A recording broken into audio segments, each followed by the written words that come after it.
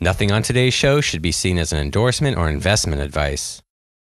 If you ask the question, how much does it cost to mine a single Bitcoin at current difficulty compared to how much does it cost to buy? If you have the state-of-the-art hardware available at no cost and the best possible electricity prices, you can probably mine one Bitcoin for about $60. Hello, welcome to episode 25 of The Bitcoin Game. I'm Rob Mitchell. I'm not a Bitcoin, blockchain, or investing expert. I just interview people I think are interesting in the Bitcoin space. If I were to meet Marco Streng on the street, I'd never guess he directly controls perhaps the largest amount of hashing power in the world. Marco is the CEO and co-founder of Genesis Mining, a company that mines for profit and also offers cloud mining. I met Marco back at the State of Digital Money conference in Los Angeles earlier this year, as he was one of the speakers. I'll admit, I've always been skeptical about cloud mining. At worst, you're simply putting your money into a Ponzi scheme. And at best, you have to trust that even a legit company doesn't get hacked, go broke, or have another issue that can beset any company. Yet Marco was able to restore my trust that there are legitimate companies providing cloud mining services. There's still always the unknown variables of future price and future difficulty, which can render a net loss to even the best laid cloud mining plans. Stepping back from profitability concerns, cloud mining services enable smaller players to help secure the network. So I think anyone who supports the security of Bitcoin can see the benefit of legitimate cloud mining services. They simply reduce the friction for eager miners to contribute hash power to the network. Please visit the show notes page for links to topics we discussed. And for this episode, you'll find a video of Marco presenting at the State of Digital Money conference. Here's Marco. Hey, Rob, hello.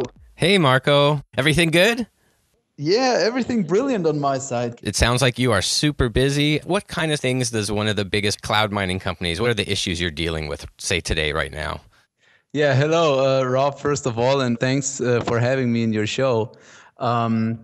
Well, there is a lot of things. I mean, I think the mining in general is the fastest market that you can imagine, since every day is money, right? Every day that you don't mine, you lose opportunity. And that way, everything is really rushy. It's very quick. You know, people don't sleep much. We're all working very hard. And you can imagine, I mean, also our market participants, they are not too much different. So you're battling each other who works harder. And but it's fun, you know. It's not something that stresses you. It's very exciting. You wake up in the morning and really you are excited about the day, what will come. Wow. Because there is also so much action and so much variety of things. Of course, every day you're looking at the prices. Not that we are fearing if it goes a bit down. I mean, we're all getting used to this. But still, of course, the Bitcoin price also has some effect. But it has effect for everybody probably in the Bitcoin world. Although we are long-term believers and nobody's bothering about a short drop or if it's getting pumped or for a short time during the day. But still, it's on our monitoring screen here in the office, and so that everybody has a direct view on the price and also on the difficulty. What was your background before you got interested in Bitcoin? My background, I came from academia. I'm a mathematician, and I was actually in the middle of some research while I actually heard about Bitcoin. And it started as a kind of side project that got me very interested, and yeah, it turned out to change my life completely. When was this? That was in around 2011. That was the time where I first read about Bitcoin and started some projects and got more involved. I mean, the community by that time was not really big, but for me it was it was already exciting because I also saw the potential, and it's really cool to see the guys from this early day and how they are mostly still now more involved in Bitcoin. So they are one of the main people in the economy. And Anyone in particular you're thinking of? The thing is, Rob, that a lot of people in Bitcoin, they take also anonymity as a high priority, especially the ones that really came from not from the monetary aspect, but from an ideal perspective, or came from the ideal components that Bitcoin brought. And of course, privacy is one big thing, and some of them are, of course, major holders of Bitcoin. I think if someone was in already by that early time, it didn't take much for you to be in a financially favorable position if you held Bitcoin from that time till now. And some of them are keeping themselves in the back, but controlling and pushing Bitcoin innovation. They don't probably want to be named too loud because they take privacy as a major. Okay. So I'm gonna guess you started mining pretty quickly when you got into it. Is that correct? Yes, I started quickly. However, it took me a while. Genesis Mining was found. That was the real major project in our entrepreneurial life in Bitcoin, and that started by the end of 2013. So relatively late compared to when we got in. You weren't mining personally back in 2011? Yeah, I had some smaller machines running. By that time, I didn't scale it up that quickly. The real large scale mining just started then with Genesis Mining at the end of 2013. I also, when I speak at some conferences, I show pictures of my first home miner. That was a GPU rig that was in a small box, and that's very interesting to see for a lot of people. It's not common at all at the moment, of course, because the ASICs are there since a long time, and it has changed. How did you decide to try to go for it big with Genesis Mining? That seems like a really huge step to make. Well, by the time we started in really large scale mining, that was the time, end of 2013, October, November, when the price went from $100 to $1,000. Sure. That was a big attention for Bitcoin, big growth from the user numbers, and a lot of hype as well. And the actual interesting point was also that altcoins got significant value increase. Litecoin got 30 times the value in December. Yeah, I have some Litecoin. I was pretty happy. Yeah. So that was a very exciting time, and we directly used the opportunities and got a real large scale operation done in the Eastern Europe. And from then on, we expanded further, got some deals with the manufacturers, mainly in China by that time. We got a second farm up in China directly next to the manufacturer. Brilliant position for us, of course. We got the chips directly out of the factory and out of the foundries, and deployed them at our farm and provided the hash power. And actually, when we started, we didn't even have too much in mind making this kind of business as we are doing now with Genesis. We actually wanted for ourselves to start a big mining operation because we just saw the potential and saw how much opportunity is in there. And then actually afterwards, as we showed some pictures to friends and told them about it, it was huge response and feedback. And they all said, well, Marco, please, I really want to join that. What can I do? And of course, we said then, we can increase our capacity and, of course, provide the service for you as well. And that led into the direction of the business model where we are now. We have still a large farm for ourselves, but if users want to join us, we are providing the service. And I think we have provided the cloud mining service or hosted mining or whatever you want to call it. And we have done very decently and very well over the time and are now the market leader. The biggest thing I've always wondered is how, as a big mining company, you deal with, the price is 800, 1,000, you guys are getting started, ramping up, and then suddenly the price tanks. How do you handle that? What happens to a big mining operation when that happens? We have done a lot of research before when we spoke to the electricity providers and our facilities when we decided where we're going to deploy our large operations. And we knew exactly why we're doing that, because we knew for a miner, it is the most important thing to be the most efficient player. If you are the most efficient player, meaning to have the best electricity rates and the highest efficiency from the hardware side, you are in a very favorable position because you can continue to mine while others that are not so efficient are in the reds and have to turn off their machines. And when they turn off their machines, that means that they're dropping out and you get a higher share of the mined bitcoins, a higher share of the hash power, and that increases your profit again. So, and that, of course, doesn't depend on the price, right? Because if the price is dropping down and you are the most efficient miner, that means there will be a kind of buffered effect for your profit, because as lower the price goes and as lower the profitability is going, the more other miners have to turn down their machines.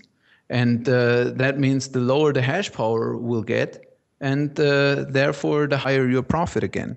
So this is always to consider when you're modeling mining scenarios, and I think there's nothing more concrete to be seen as just looking at the home miners now. I mean, the time for the home miners is mostly over.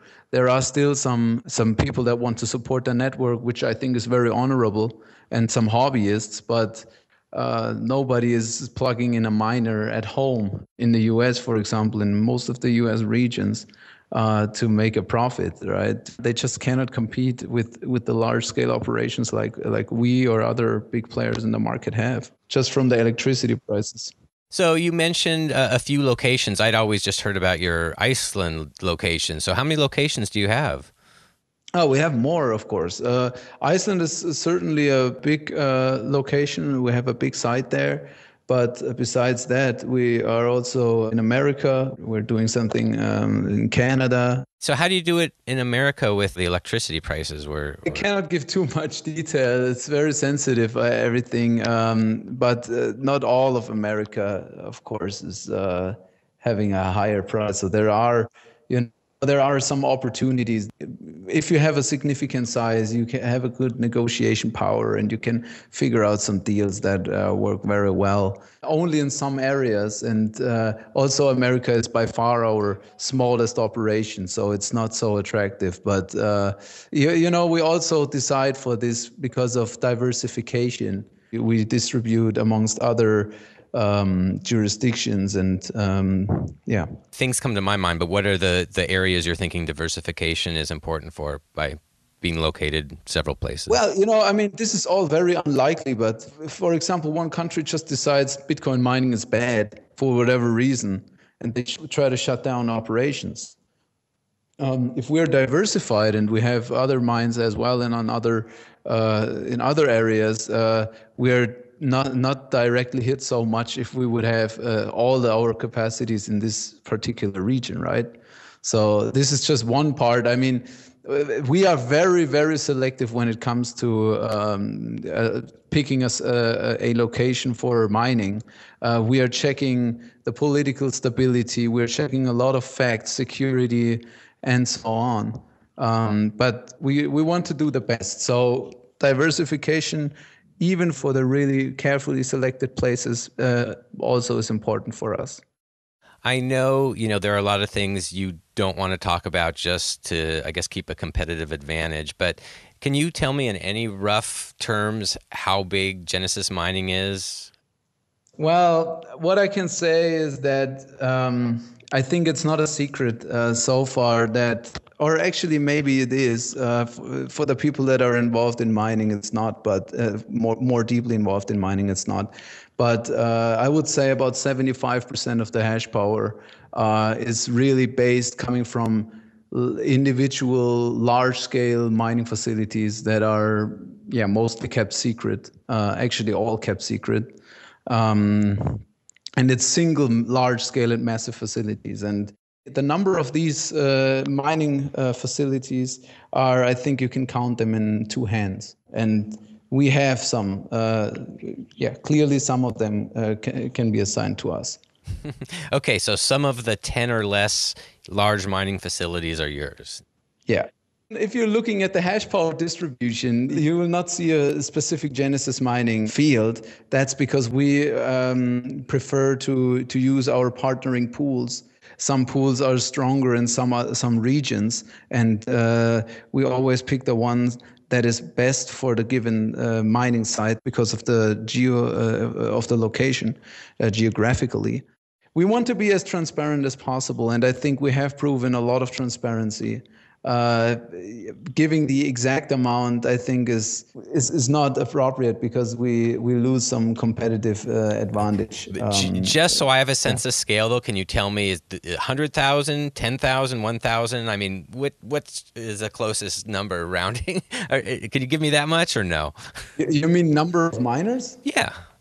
I'm just trying to get a picture in my head of what it looks like if we were to look at all your, racks stacked up. But that's okay if you don't want to. Yeah, it's thousands. It's thousands. So okay. it's yeah. Not hundreds of thousands. I mean, it all depends on what kind of you can have hundreds of thousands of old, really one of the first miner generations, and then you still have a very small amount of hash power totally. So it's not too much of an indication how much mining machines they have. It was just for a mental picture, but I'll ask you then, like how long do you keep a typical mining unit running, basically? Since we have this low electricity rate, we never were forced to build down some machines, which is great for all customers of us.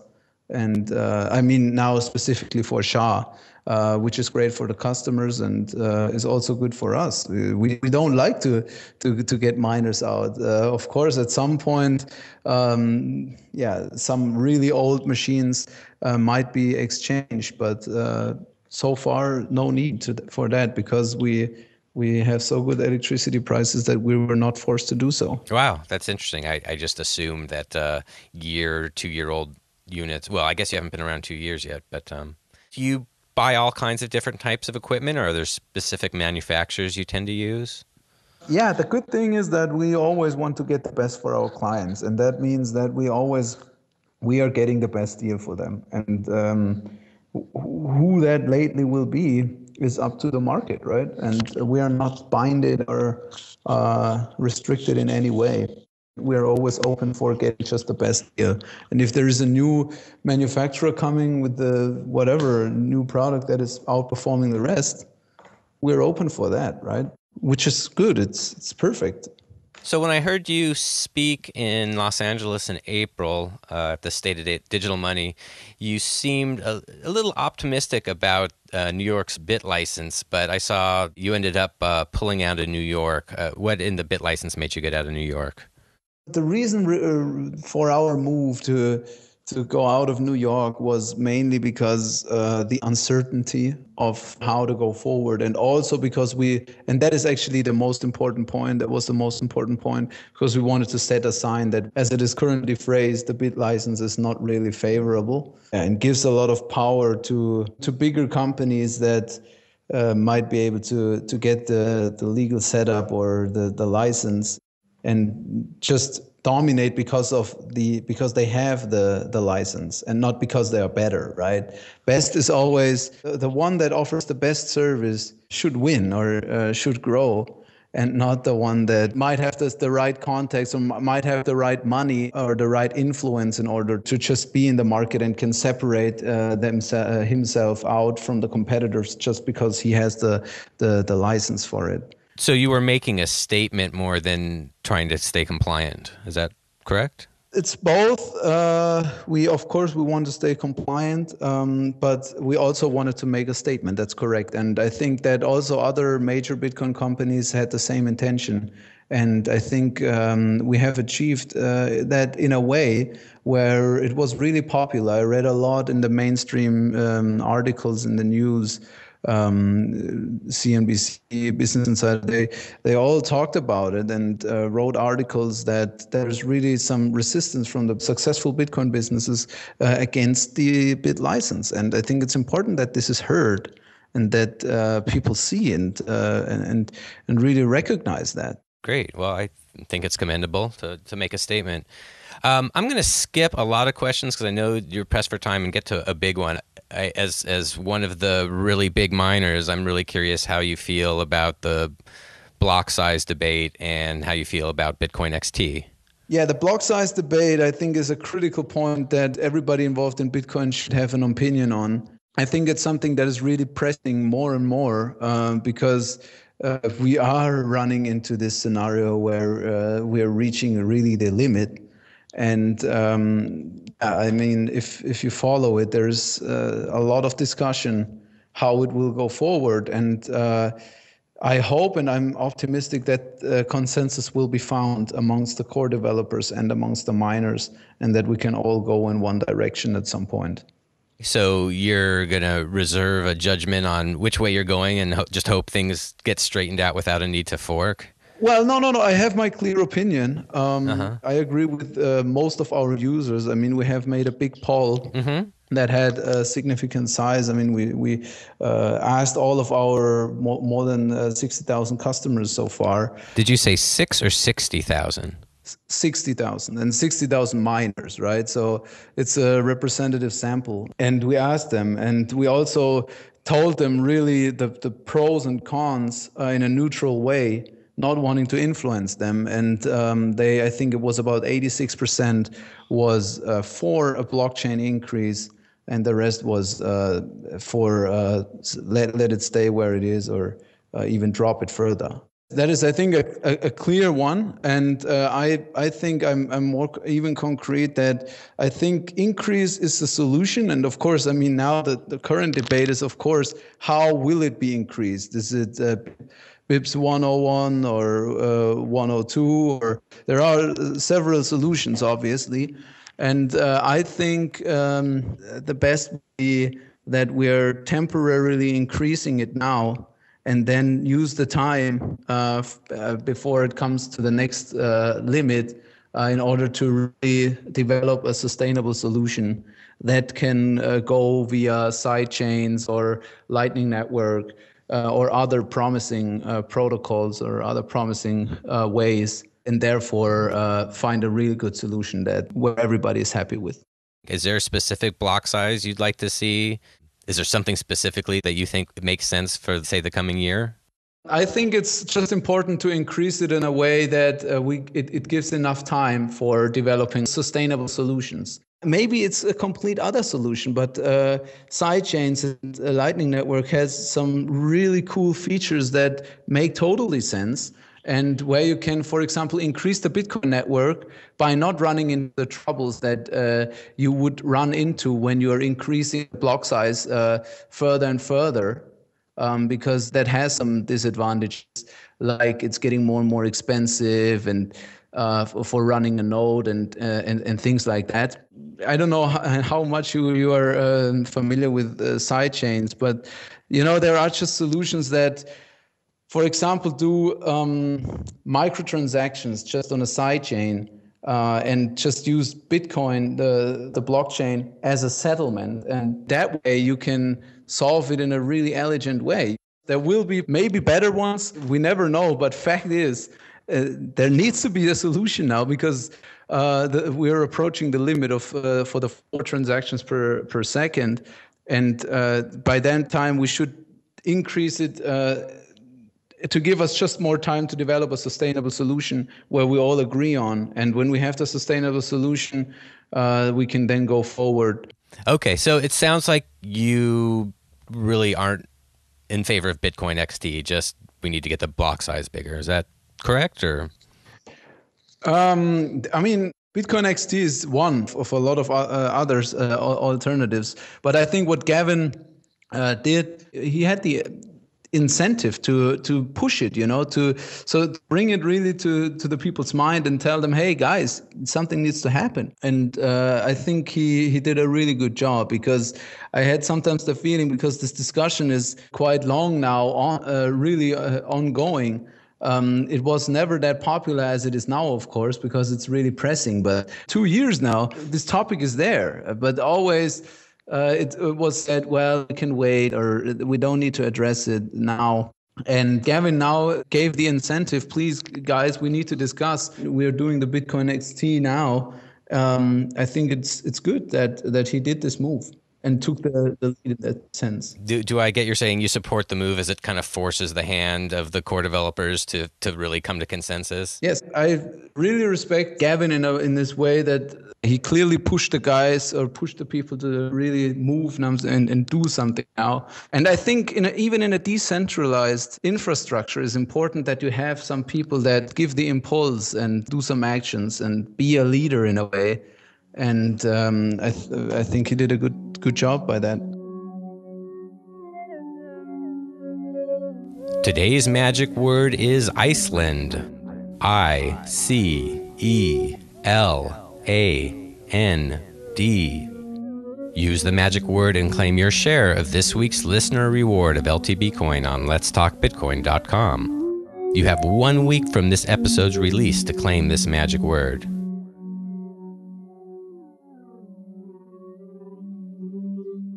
When I heard you speak before, you mentioned that you would sometimes give tours of your facility in Iceland you had mentioned. And, sometimes you felt they were just people coming to, learn what they could, not serious investors. But I was really curious. You mentioned these facilities have to be in secret locations. So do people who come visit get blindfolded, or how does that work?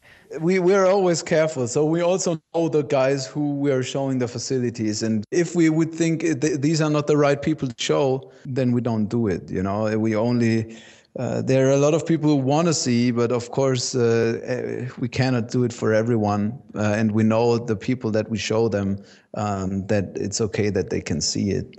Of course, it would be appreciated not to now get the mobile out and get their GPS tracked their location exactly where it is and give out the coordinates. But no one has that intention. Most of the people are serious and bigger investors that just want to clarify and just want to do their proper due diligence and don't want to come there with a bad intent or malicious intent. When you say investors, are they people investing in your company or investing in hash power as a cloud miner? Yeah, investing in hash power, of course, yes. Do you have many investors in the company itself, or? We believe in our product. We are mining ourselves. We have a big fraction of our farm is running for us. We offer investments in hash power. So if someone is bigger and he wants to do an investment, we can talk with them and find a suitable project to deliver as much hash power for the given money as possible. And we don't need to sell equity, or this is something that is not so attractive for us. We do what we can do best, and investors mostly want the hash power, and that's what we provide. Say I was going to try for the first time to sign up on your website for a cloud mining contract. I mean, I took a peek. I saw, obviously, as you can tell, I'm not an experienced Bitcoin miner. But I saw prices, and I wasn't even clear right off the bat. Was this a monthly price, or what are the prices I see on the different plans? The price is a one-time upfront payment, and besides that, you will not need to pay anything anymore directly out of your pocket. With a lifetime contract, we have two kinds of contracts. We have a lifetime one and we have a 1-year mining plan. For both plans, the maintenance, meaning the electricity fee and everything that comes on top, management and so on, is subtracted from the mine coins every day. So it's a kind of fixed fee that is paid directly from the mine coins every day.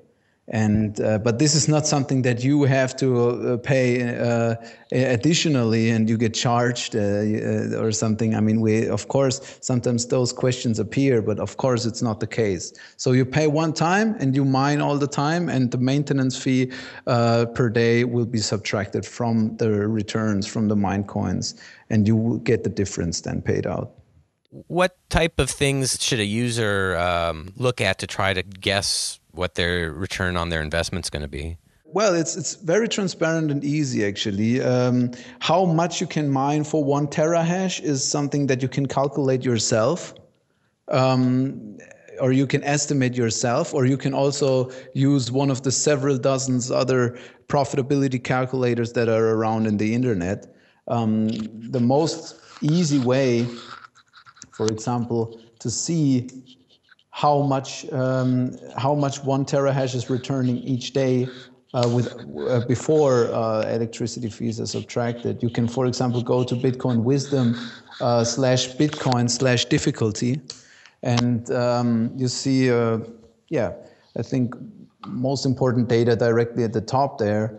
You check the total hash power, and it seems here when you read at the moment, we have around 408 petahash deployed to the network. So you just take 1 terahash, and you know that 408 petahashes are returning at the moment per day on average about 3,600 bitcoins.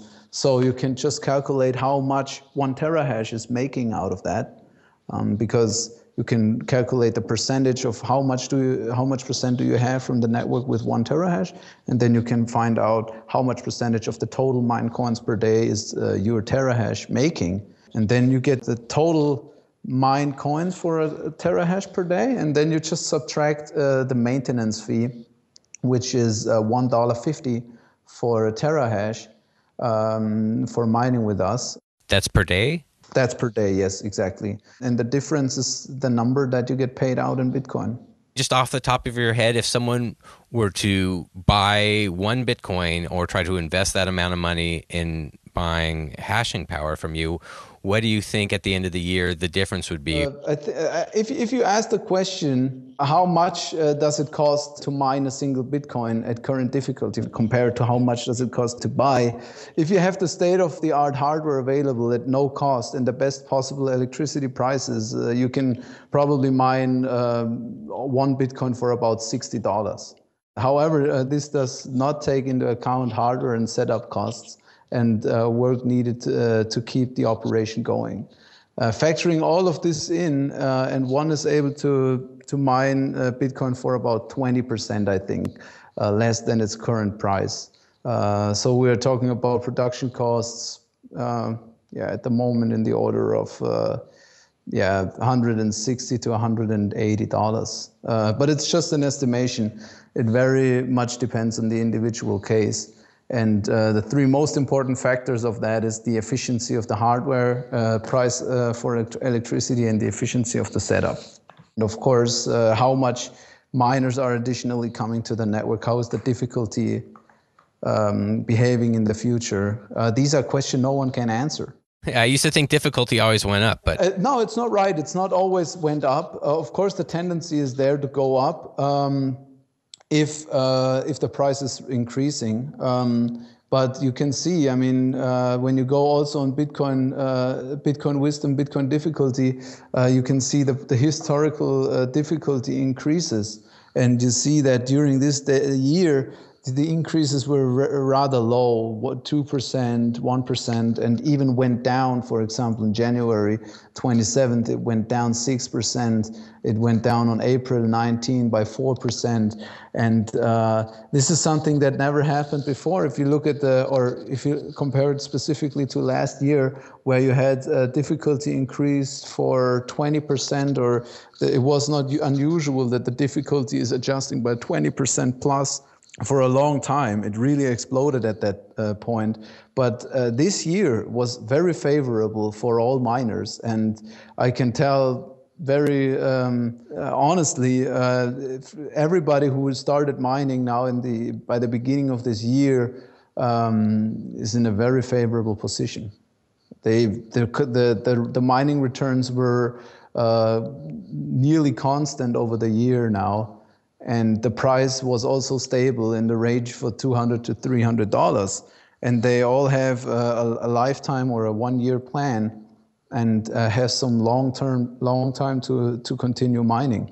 Back in April, you were talking about just how many basically Ponzi schemes there were that were pretending to be mining operations. Do you feel it's some of those players have disappeared and it's getting better, or do you think there's just as much fraud going on? I think when I spoke in Los Angeles, I think it was an extreme case because there were really some major Ponzi schemes that by now, luckily, have already stopped or imploded, so to say. So they are not running anymore. Of course, it's sad for the users because they lost the money, but I think the situation improved a bit. But I think the most critical point is to educate users, because the Ponzi schemes, they will always come as long as people are falling into this trap or don't know how to differentiate a valid operator from an illegal one. I think in our newest move now with the Life Inside a Bitcoin Mine, this is a perfect example of how we wanted to drive forward and set new milestones for transparency in the cloud mining market. And I think we did a very good job. We provided basically a live stream, really live inside of one of our farms. It's a smaller one, but still it's a big move, right? And I think no other cloud mining company or also other general miners don't show this. It seems like it's technically simple. Would there be a reason why people wouldn't do this? There are also valid reasons, of course. That's also why we don't show our our real large-scale operations where most of our hash power is because of things like the IP, security reasons. And yeah, these are the two most important things. Also, there are other points. We also do it. We show some uncritical perspectives, or we show some data centers where we feel comfortable showing. Also where we know that the security is not in danger. And because, of course, for us, it's also most important. It's the miners that of our users, right? So highest priority was always security has to maintain, and also the IP cannot be in danger. So we managed it to still figure it out. And I'm sure that other providers can do a lot more to increase their transparency as well. But of course, yeah, a anonymous cloud miner that doesn't have hardware in the back will not do anything regarding transparency. I know you have to go. Is there anything else you'd like to say before we say goodbye? I want to thank everybody for listening. I just want to thank you, Rob. Also, I just want to tell everybody to keep in touch also with the current discussion with the block size debate that you mentioned and that we discussed shortly. I think it's a big step for Bitcoin. We need to find a suitable consensus and need to find a way how to go forward. It's critical for Bitcoin. And I think it would be great if everybody is looking into this again and making up their mind and participating actively in the community, because this is critical. The community only lives if people are active, and if nobody is acting anything and nobody's doing anything, the whole Bitcoin ecosystem is suffering from that, and that's why it's very important. And I just want to say that as a closing word. Marco, I did want to let you know. I mean, I've always felt very skeptical about cloud mining, but after meeting you in Los Angeles and talking to you, you seem, like a very straightforward, good guy. I can't go so far as to recommend people, try your business. I mean, just because it's not my job to tell people what to do with their money, but you seem like you're really, a serious person who cares about Bitcoin and are offering a real service to people that's not a scam. As far as I can tell. So anyway, so thanks so much. I really appreciate your time. You are such a big force in Bitcoin with all your hash power. So I find that really exciting to get to talk to you. Thanks a lot, Rob. Thanks. Thanks so much for listening to episode 25 of The Bitcoin Game. Follow me on Twitter at the BTC Game, because I'll be asking some questions related to this episode. I'll be looking for the first to tweet the correct answer. The winners will receive their choice of either a Bitcoin keychain or a Bitcoin fork pen. If you go to bitcoinforks.com/deal, you'll find a really good deal on a Bitcoin keychain plus a Bitcoin fork pen. You'll get both shipped anywhere in the US for just $12. This is a limited time offer, so don't miss it. And that's bitcoinforks.com /deal. See you next time.